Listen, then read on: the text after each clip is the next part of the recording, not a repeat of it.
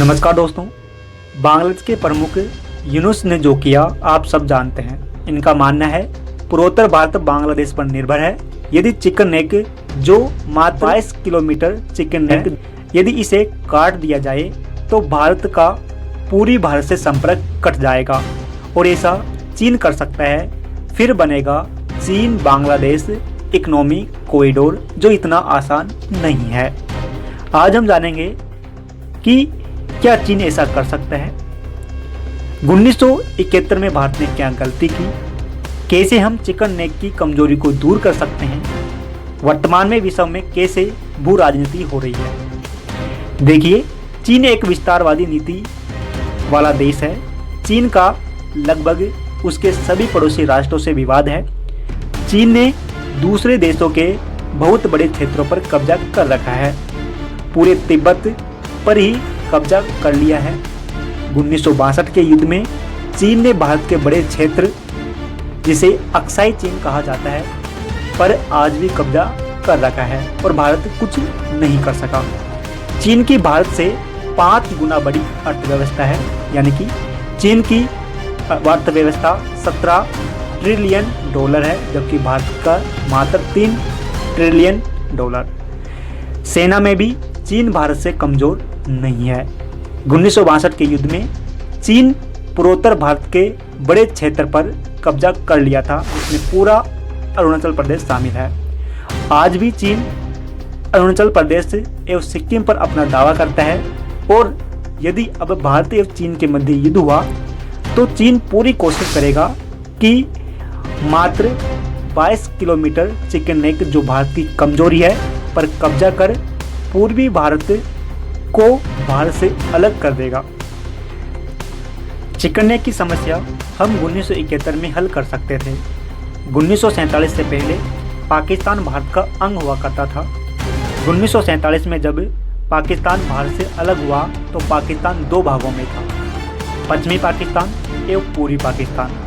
पूर्वी पाकिस्तान पश्चिमी पाकिस्तान के अत्याचारों के कारण अलग होना चाहता था, तो भारत ने अलग करने में पूर्वी पाकिस्तान की पूरी मदद की और पूर्वी पाकिस्तान की जगह आज़ाद देश बांग्लादेश बना दिया गया।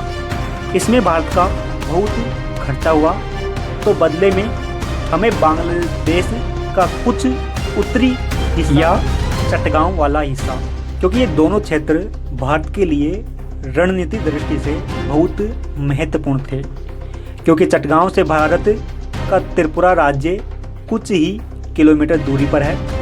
ऐसा होने पर हम जल मार्ग से पूर्वी भारत से जुड़ सकते थे और चिकन नेक की समस्या को दूर की जा सकती थी। जो गलती हमने 1971 में की, अब हमें ऐसा करने की आवश्यकता है। वैसे भी बांग्लादेश भारत से चारों ओर से घिरा हुआ है। बंगाल की खाड़ी में भारतीय नेवी है और सेना में तो बांग्लादेश भारत से बहुत पीछे है। लेकिन भारत ऐसा नहीं करेगा और करना भी नहीं चाहिए, क्योंकि भारत शांति प्रिय है। अपने लंबे इतिहास में भारत कभी आगे से किसी राष्ट्र पर युद्ध नहीं करा है। हमें गर्व है, हम सभी का भला चाहते हैं। लेकिन बांग्लादेश यदि चीन के साथ मिलकर कुछ करने की कोशिश करता है तो भारत को ये अवसर नहीं चूकना चाहिए। वर्तमान में विश्व में भू राजनीति एक बड़े लेवल पर हो रही है, जैसे कि अमेरिका पनामा नहर को अपने अधिकार में लेने की कोशिश करता है ताकि व्यापार को नियंत्रण कर सके। जापान पर परमाणु बम गिराकर अपनी ताकत दुनिया को दिखाता है। ग्रीनलैंड को खरीदने की बात करता है ताकि अमेरिका ग्रीनलैंड के संसाधनों को प्रयोग में ले सके। खुलेआम अमेरिका कनाडा को अपने मिलाने की धमकी देता है। इसी के अलावा अमेरिका गाजा पर अधिकार कर पूरे पश्चिम एशिया को नियंत्रण करने के सपने देखते हैं, क्योंकि वहाँ पेट्रोलियम के भंडार हैं। रूस भी कम नहीं है।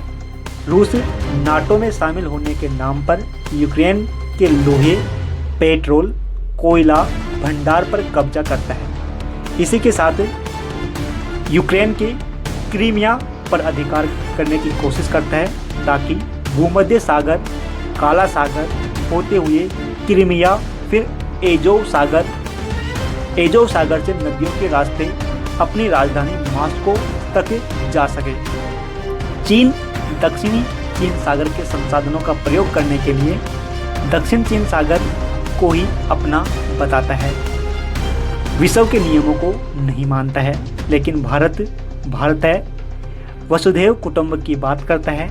लंबे इतिहास में अनेक आक्रांता भारत आए, भारत ने सभी को अपने में मिला लिया।